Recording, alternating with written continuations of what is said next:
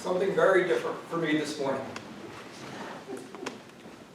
I like to be entertaining, I like to be funny, I like to be encouraging, I like introductions that grab your attention, and I'm really torn with how to best minister and address the issue of sanctity of life versus what we're living in terms of a culture of death that doesn't respect life for not just the unborn, but the elderly, certain populations based on their economics or their skin color or a number of other things.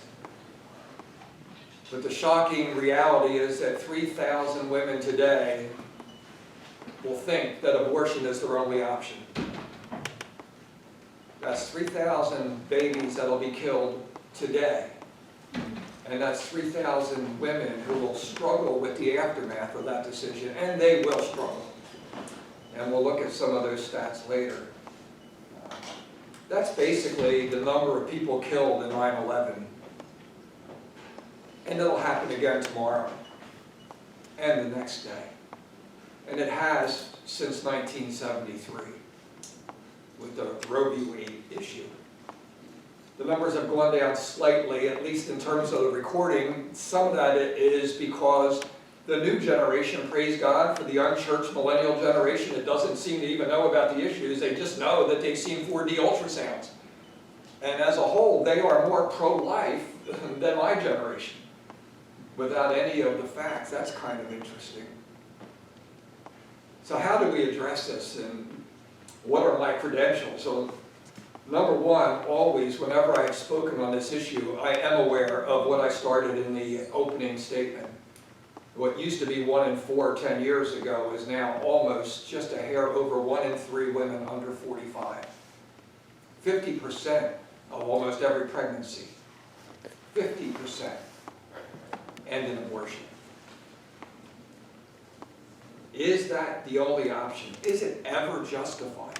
How can we possibly address this issue with all the misinformation and the lies and things out there? But my heart first is always, if there is someone here or someone you know that's experienced an abortion, they are hurting. Many are still in the anger stage, and if you go and look at a website called Celebrities Who Have Opened Up About Their Abortions, you'll read some amazing stories of women who feel they did the best thing for me and my baby. The best thing. There's 2 or 3, I won't name names, you can look them up, but they're really well-known celebrities. The best thing I could do for me and my baby was to kill her. But the vast majority used the word regret, pressured, forced, terrified, had no choice, felt abandoned. The statistics are really pretty overwhelming. 83% of the women who have had an abortion said they would have not chosen that option if just one person had given them hope. That's a lot of people that somehow aren't getting the information. It's not out there as much as it should be. The church has been relatively silent. Most of my pastor buddies, they're not even mentioning it because they're afraid of being political, they're not aware of the situation, they're not even aware that girls in their church, in their youth group, and even the women in their group. I can't tell you how many times in the last 10 years I have been to banquets. I do about 20, 30 a year for pro-life situations. So that's over 200. Almost always I get to hear from a director who herself was a victim of being pressured into an abortion and how she got involved with this. Recently the trend has been to have more men share. You don't hear that issue very often. Men who are dealing with the guilt of forcing a girlfriend, taking her to a place to take care of the problem, paying for the problem, or in many cases that you don't hear about, and there's a whole website for it now, men who wanted to keep the baby but the girl did not. Where's her rights? Where's his rights? There's some complicated issues involved in this. It's very real to me in that I was just this Thursday once again at the Delaware County Pregnancy Center, try to go at least once a month to pray with the staff. And while I was there, 2 women came in, didn't know each other. I'm not supposed to be there when women come in. It's not illegal, it just doesn't make them comfortable. And so I tried to slip out, but we made eye contact, and both of them had this look of terror. Like, what am I doing? Why am I here waiting for their test, waiting to go back and see if the little stick says they're pregnant or they're not? You could just see it on their face. One had a boyfriend, one did not. But it was, choices were going to be made that day on what was going to happen based on what that stick would show. We watched the movie yesterday, Dawn and Jennifer and myself, called Unplanned. Anyone see Unplanned?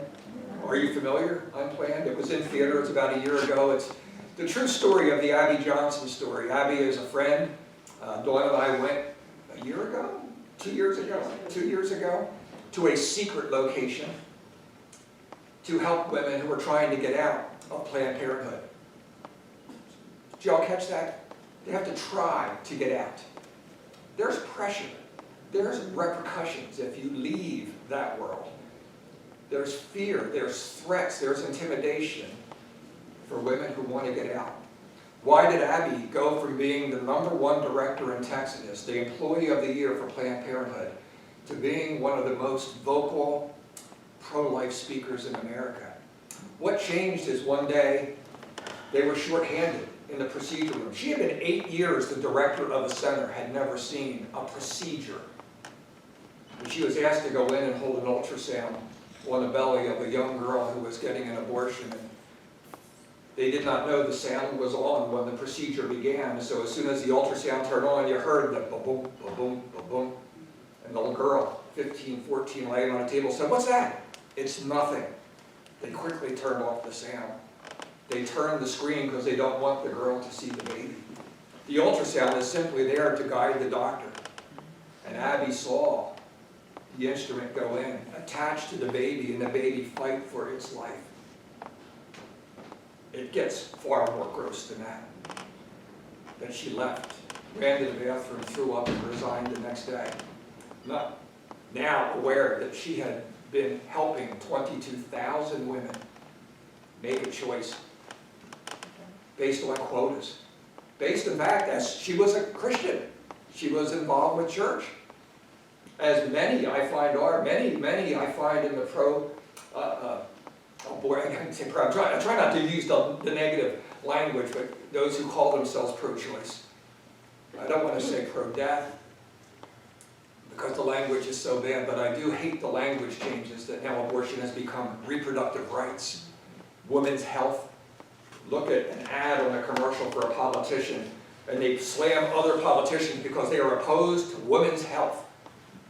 They're not opposed to women's health. Or they'll say they're opposed to a woman's right to choose, but they don't finish the sentence. What is the rest of the sentence? He's opposed to a woman's right to choose to kill her baby. And it is killing a baby. Medically, there's no way around it. The science is there, the pictures are there, the ultrasounds are there. At what used to be first trimester, used to be trimester. In the 70s, it was a blob, it was a cyst, it was a polyp, it was just a bunch of tissue, but we know better now. The heart is beating before a woman misses her first period. There's brain activity before she misses her second. Before most even know they're pregnant, there's lungs forming. There's nerves. The development issues in the ultrasounds that they now have are incredible. So that argument just doesn't hold water. What about the second trimester, third trimester? Well, when? That argument of 20 years doesn't matter anymore because we know. We know. We have a friend whose baby was born 5 months, 4 months, 5 months, 2 pounds, 6 ounces. Used to be viability. It's not a baby till it can live outside the womb. Well, little Jonah is 9 now. He was 2 pounds. So at what point is it a child? Did you know there was a bill just proposed that a woman should have 40 days after birth to decide if she wants to keep it or not? A prolonged abortion bill. There's one actually, and I couldn't find the research on it, but I heard it out of seminars that recently. It said you should have up to 2 years. Women should have up to 2 years to decide if a child is worth keeping. Because if it's going to affect my health, then my health could mean I'm not happy anymore. I'm stressed. this pregnancy could cause me stress. Well, that's a woman's health issue, which means maybe then that baby should not be born. And maybe it's not the size I want, or the sex that I want, or whatever else that I want. Can you imagine? These are rules that we said would happen 20 years ago. If you go down that slippery slide, things could happen. And they do. And they do. So how do we help? How can we show compassion to the women out there who have experienced an abortion? And again, I've talked to people that work for Planned Parenthood. Many are caring people. There are Christians that really feel they're doing a good thing. And we actually learned in the movie why, because the way that they're taught and approached and brainwashed it, that we are going to actually save babies. Well, their mindset is this: if we keep a woman from getting pregnant, we are therefore preventing an abortion. So if we give out a condom, or we give out birth control, or we do that, which is part of the original name of Planned Parenthood, it was for reproduction, at least in part. It was also, if you read the quotes by Margaret Sanger, who started Planned Parenthood, to eliminate the blacks and the Jews and other people she said were basically weeds in society. Margaret Sanger, by the way, if you just look it up, is a hero of some of our current political leaders. I won't mention names because I don't want to slam people here, but just look them up. Very popular people in America that revere Margaret Sanger as a hero for women. And yet numerous quotes where she basically said black people do not deserve to live. In fact, if you look at Planned Parenthood's strategy, they often put their facilities in black communities. Coincidence or strategy? There's a lot there.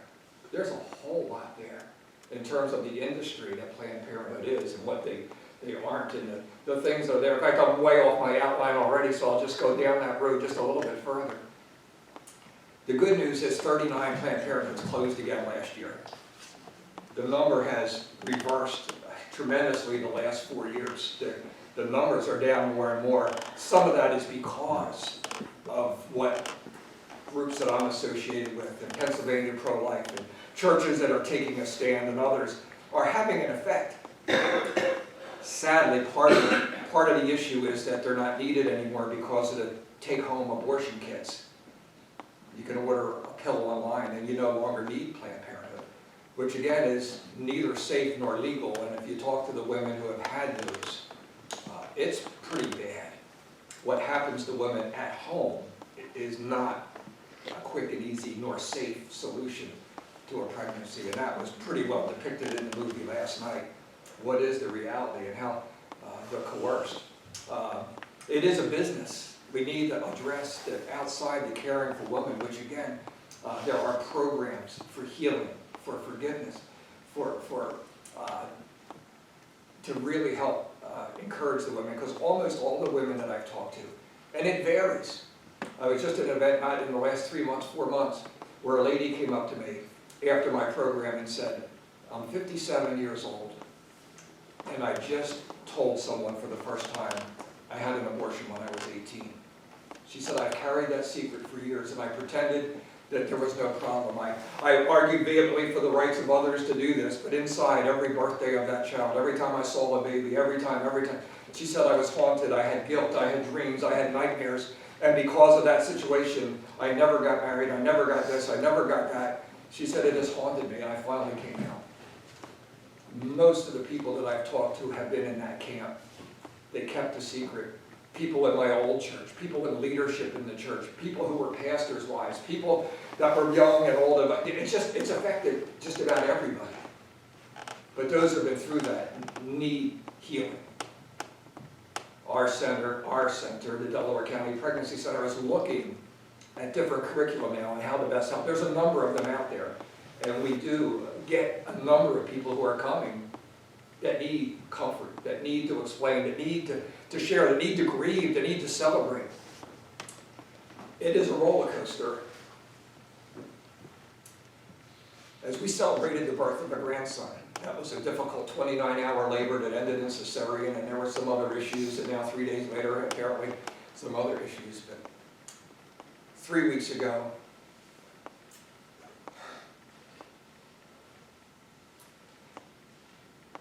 Kristen lost a baby. I married Evelyn Bingaman, named after my mother.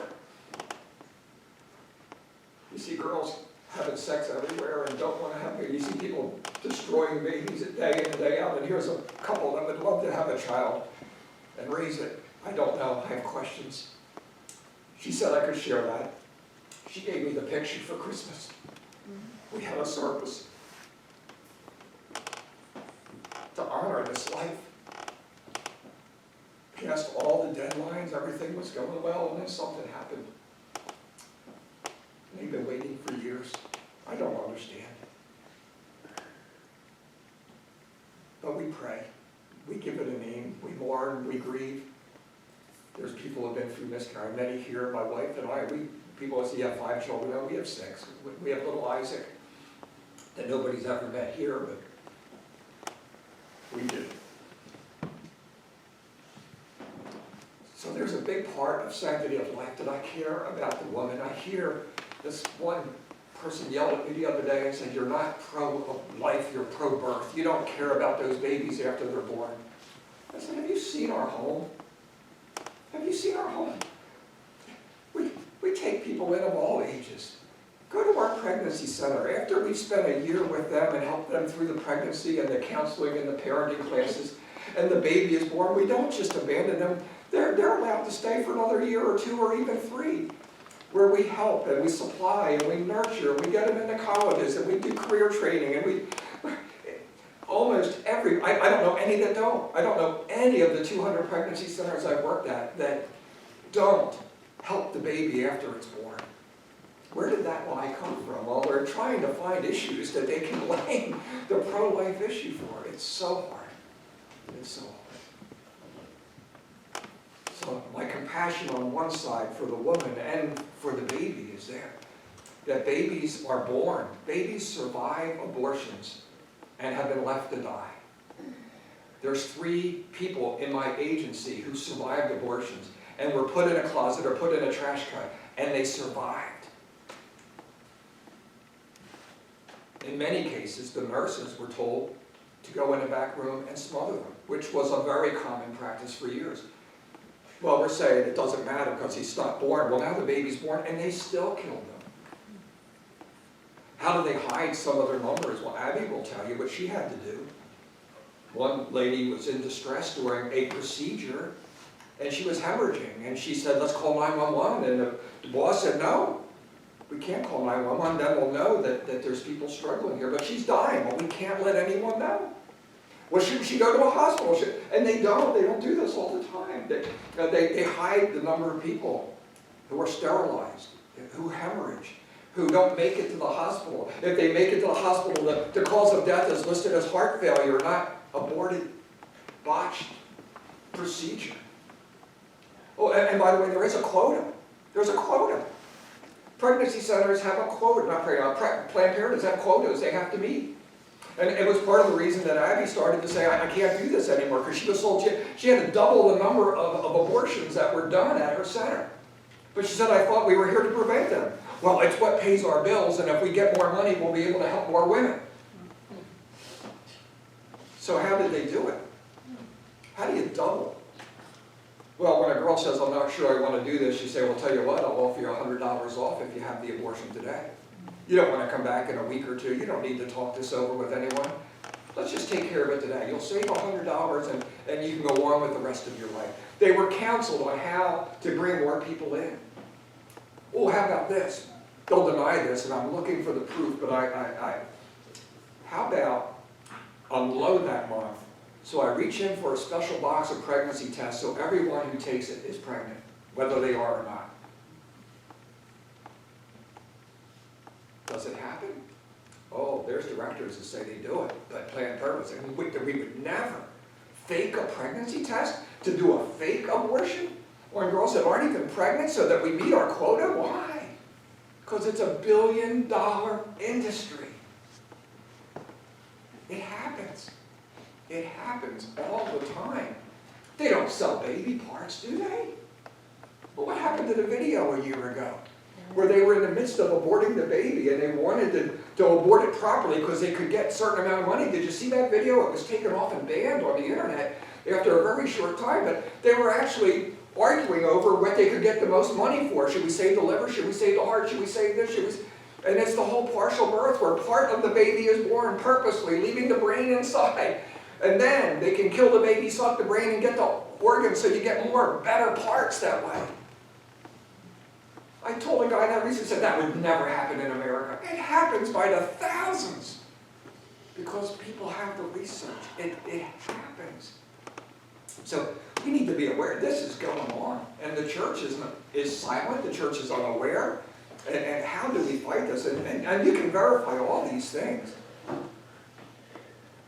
So compassion, prevention. I'm not naive. I'm not naive to think that if we change the law, that abortions will go away. Didn't work so good at Prohibition, did it? Did people still drink during Prohibition? Did it cut it down? Well, maybe some. If we change the law today that abortion is illegal, what would change? One of the arguments of the other side is that people will go back to hangers. But you know, there's more babies and women that die in safe abortions than they did in the days before Roe v. Wade. Part of it is because it's accessible. You know how many abortions there were before Roe v. Wade? About 100,000 a year. The year that it was changed, it went up to 750,000. And it went up from there to 1.5 million. For 25 years, it was over 1 million, 1.5 million. It's right around 1 million today. The numbers are coming down, but they're still 1 million. 3,000 a day. Some it's just convenient, some it's just birth control, but for most, it's a heart-rending decision. Women are scared, they're torn, they don't know that there's options, they don't know that there's support, they don't know that people will help them. They've taken cameras into many of these centers and they film this. This is so very bad, they can't even deny it anymore, that they're never given an option about about adoption. They're never explained the risks. They're never explained what's going to happen. And the risks are huge. So if you really care about women's health, what are the facts? I did not know this. Joy did a paper on this in college last year. I didn't know. On the psychological damage that is done to women in abortion. We were talking at breakfast about what I was preaching on. She said, oh my God, I did a paper on that. And she went through all these facts. The suicide rate of women who had abortion goes way up. Depression goes way up. The psychological is there. If I can remember this, I think it's page 69. Let's see here. I have so many quotes. I don't want to overwhelm you with stats, but I want you to see what's going on. In her testimony before the Senate, Dr. Elizabeth Shadigan testified that, quote, abortion increases the rates of breast cancer, placenta problems, that's a medical term, preterm births, maternal suicide. Statistically, all types of deaths are higher for women who have had induced abortions. All types of deaths are increased for women who have had abortion. Some women are unable to conceive. The odds of malformations in latter children is increased. The frequency of early death of infants goes up. It's 2 to 4 times the normal rate. Because induced abortion increases the risk of delivering future babies, it appears to be responsible for thousands of cases of cerebral palsy in America.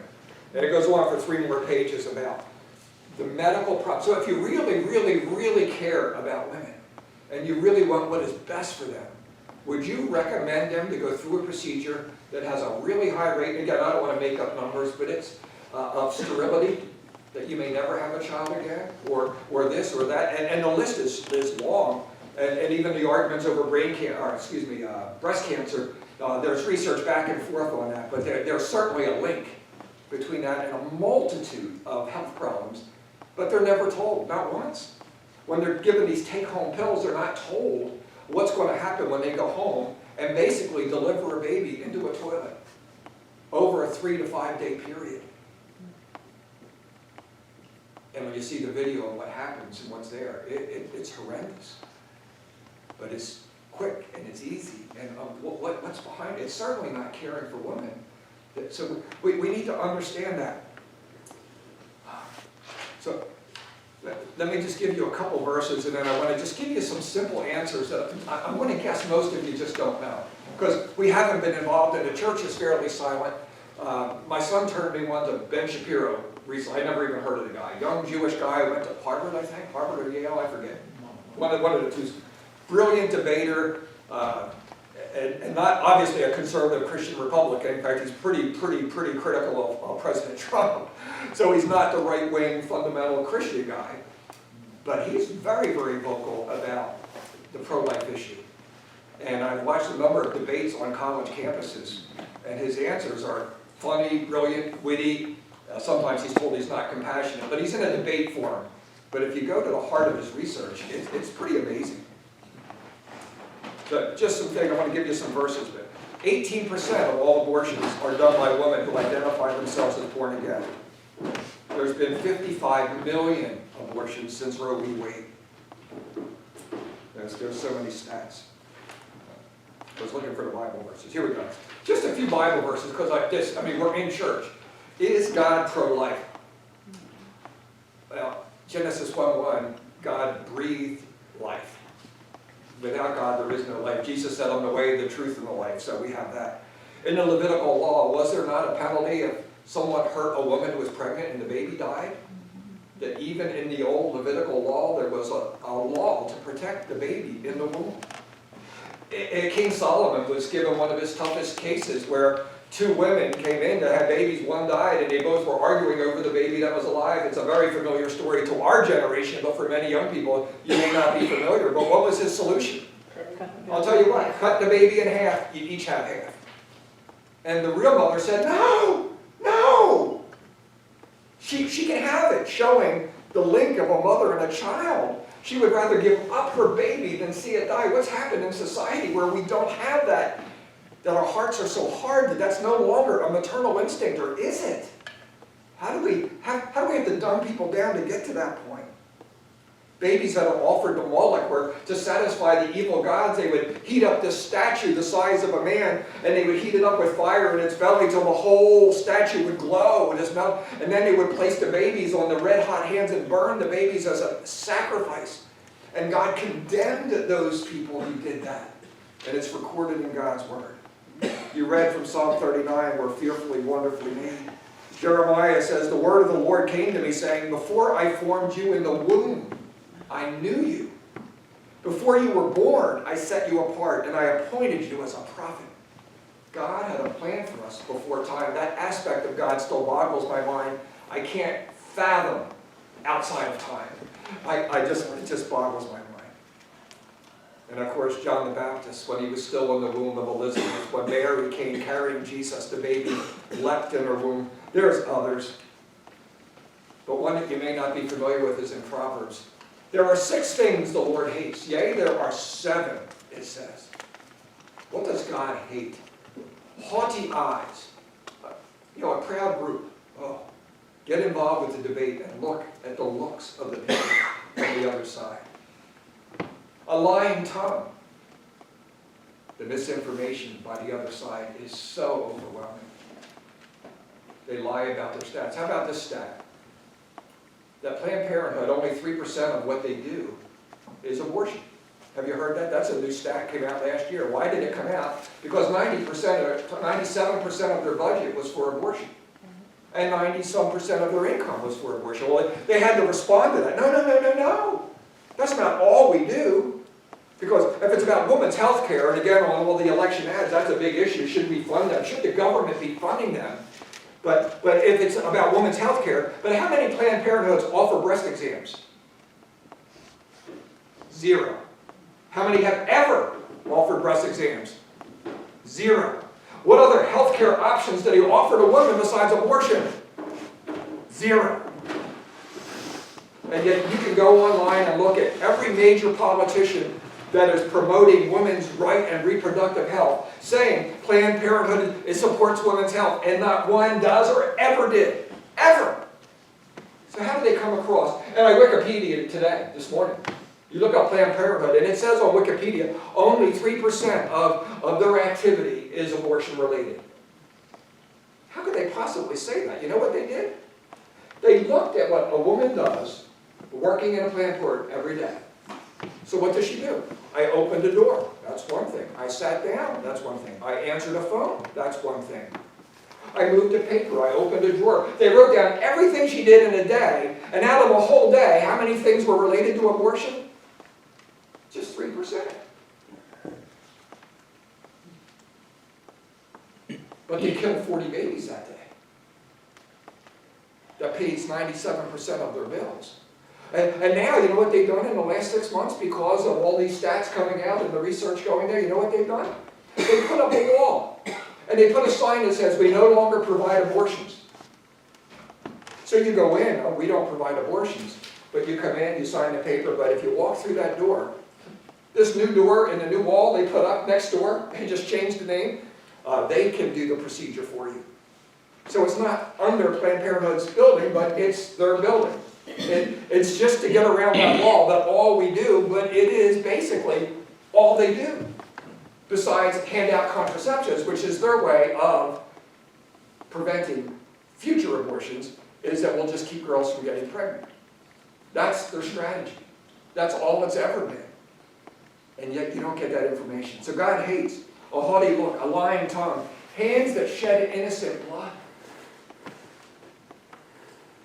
If you witnessed this procedure that we saw in the movie yesterday, if you've been to one of these centers and see the containers outside with the POC, the products of conception, it's real. A heart that devises wicked schemes. There is a strategy in the leadership of this that is a wicked scheme. Feet that rush to evil, false witnesses who pour out lies, and a person who stirs up conflict in the community.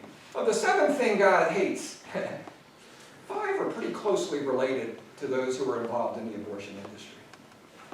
So we just need to be aware of that. Did you hear the story about 3 weeks ago of the 2,200 babies that were found in the doctor's home? Yeah. Because almost everybody I talked to didn't hear that story. 2,200 dead babies were found in the doctor's home, who just happens to be one of the prime supporters of one of the political candidates running for president. 2,200 babies never made the news, unless you listen to some Christian news. And just 2,200 babies in one doctor's house. And the political candidate that he's supported by and supported from, his comment was, this is very disturbing. I hope it doesn't prevent other women from getting medical care. Yep. Medical care? He's worried that these pictures might keep people from going into the center.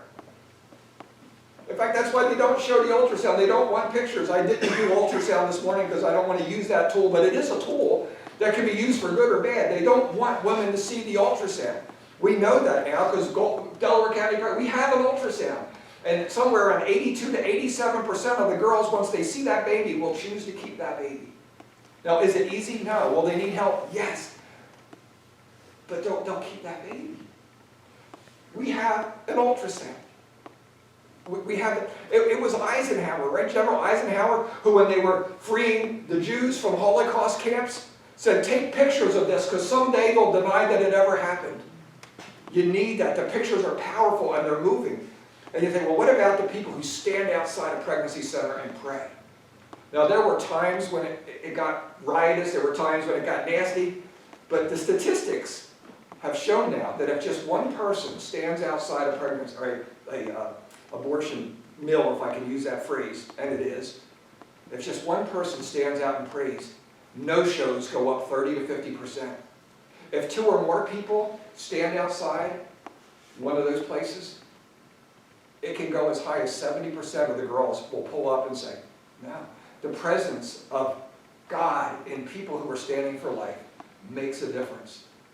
And they will go home, they will talk, they will go through an option to get that to life. Why is Planned Parenthood so adamant against women going home and having 3 days to consider this decision, which has such grave implications? Why? Because we can talk them into it now and we can get the money now. It's not about caring for the woman. It has nothing to do with compassion. It's about money. And again, not everyone who works there feels that way, but the leadership and the strategies, as Abby has unveiled in her movie, and many others of the 500 women that have now left that world under great duress, are now testifying of all this wicked practice, the deceptional things, the misnews, the manipulation of the press, the lobbying that they have. You can compare it to other groups, as some have, like the NRA, I mean, the PP, Foundation Lobby, the Planned Parenthood. Oh my goodness, they're powerful. You can almost not run for a certain party unless you're pro-choice. So there's a battle there. But I want to end, I didn't give you the arguments. Let me just give you the arguments. We're okay, 5 more minutes? What changed my mind was an image. In 1983, they brought a movie to my church Sunday night. Didn't often go to Sunday night, but I went. It was called Silent Scream. It was a black and white movie, but ultrasounds were now new, and they actually had a film of a baby being aborted. And in the midst of this procedure, you could see the little baby as the instrument came in fighting for its life. And it turns to the screen, and just like the famous painting, The Scream, the baby's mouth opens wide as the baby is destroyed. That image, I left in tears. I couldn't believe that happened. And now they have such more vivid pictures. The director does it. Since that movie, we now have science, which is known as fetiology, which has allowed us to study the human embryo. All those studies suggest that without exception, the unborn child is a human being, indistinguishable from any of us, and an integral part of the human community. There is no longer any debate among those who support abortion that this is a baby. Even those on the other side, and I have all kinds of quotes, I have great resources up here, that argument is no longer there. It is a slippery slope. The more you allow and don't take a stand, the chances of lowering the value of life for others is still a part of that.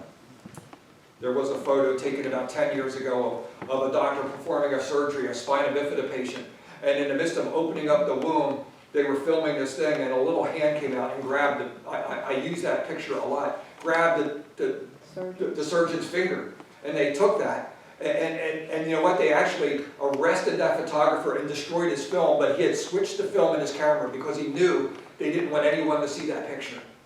Because that baby reached out and grabbed and showed some, it was powerful. So, let me go through a couple of the biggest debates, just so you can maybe have an answer and give somebody some hope. I know we're not going to turn this around tomorrow, but if we can help one, if we can prevent one, if we can offer healing to one, we'll do something pretty amazing. What about the most compassionate of all? What about the health of the mother? Shouldn't you be allowed to abort a baby if it's going to protect the life of the mother? Maybe one of the toughest of the two situations out there. Doesn't it sound compassionate? And if it was a real choice, that would be there, but reality is it's less than 1% of all pregnancies. 10 years ago, the head of obstetrics at UCLA Hospital said that there's now 0 medical circumstances, 0, where a mother's life is impaired and would require an abortion. None. There are none. You can simply take the baby out. You can keep it as a 2-pounder, as a 1-pounder. There's other options there. And this has been done, and sometimes they're 1 in a million, billion. I mean, my buddy Ross Bennett, the comedian that was part of last year's show, remember Ross? His wife was 6 months pregnant when she got cancer. And she was given the choice, abort the baby and get treatment, and you may live.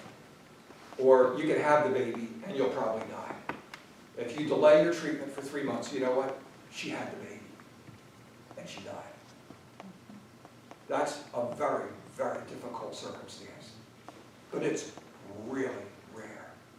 And the treatments and the things they can do today. That was 30 years ago. His son is now 30 years old.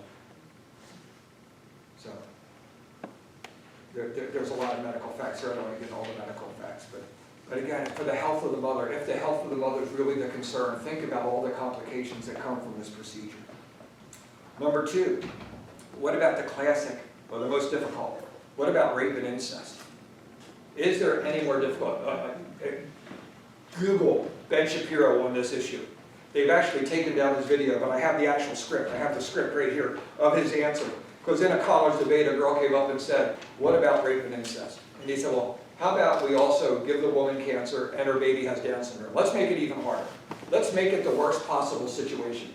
And people say that was callous. But what he's doing is making a point that no matter how bad or horrific the situation, if the baby is a baby, then why do you have the right to kill it?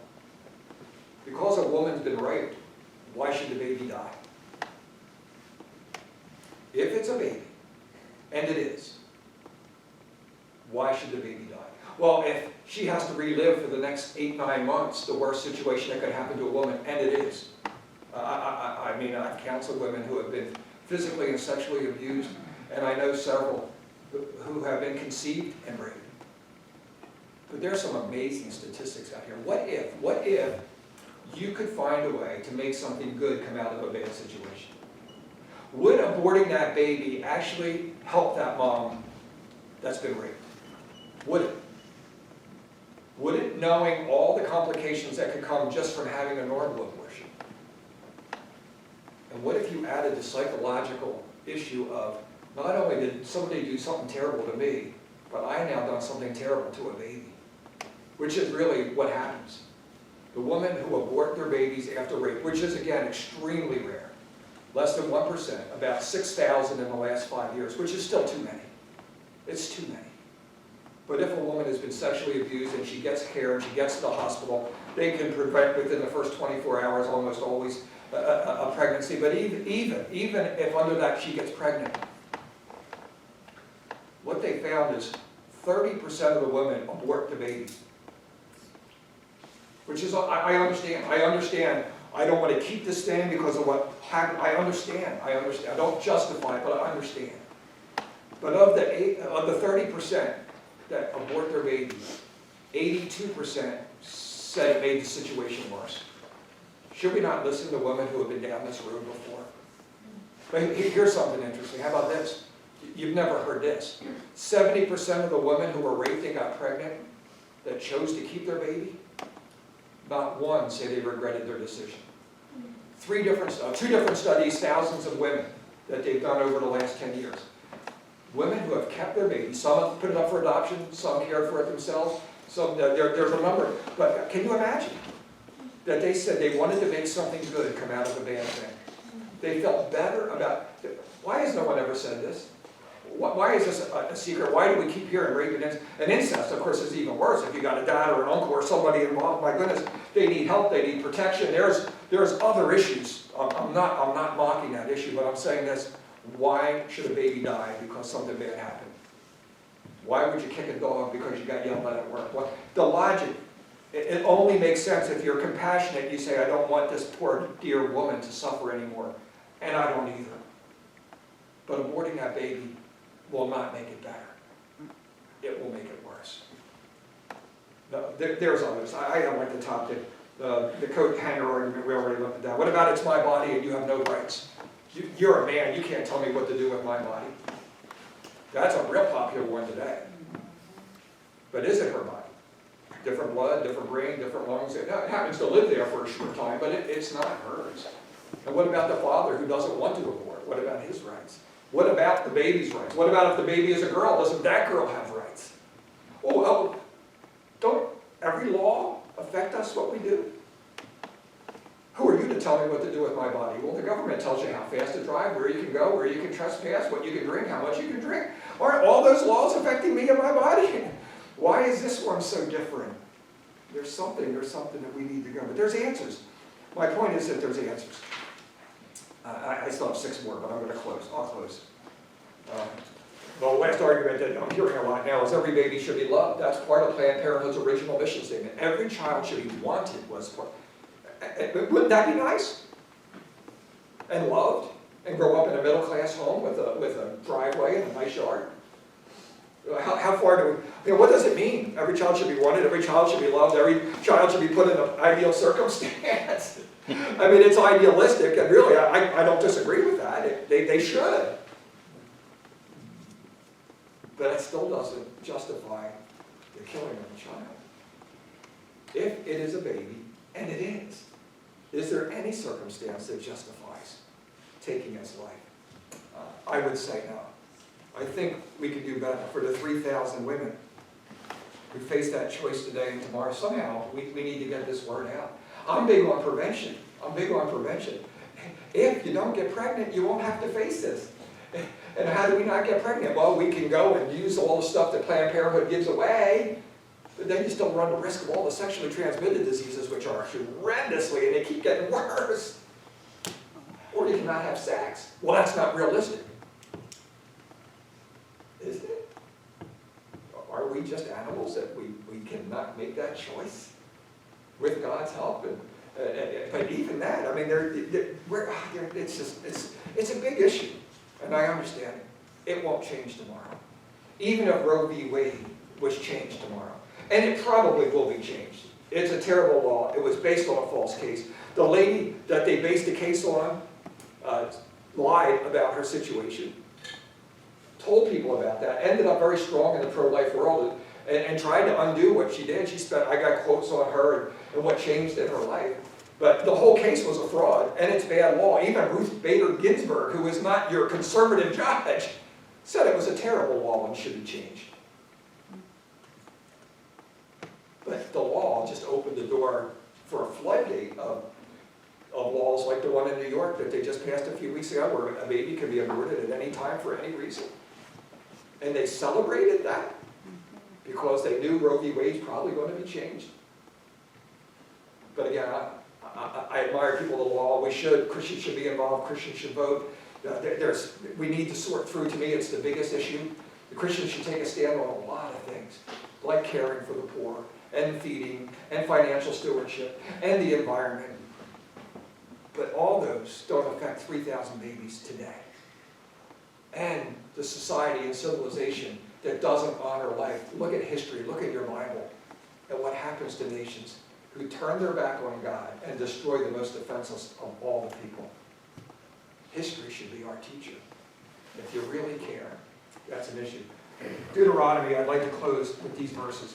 Thank you for your patience. I knew this was way too much.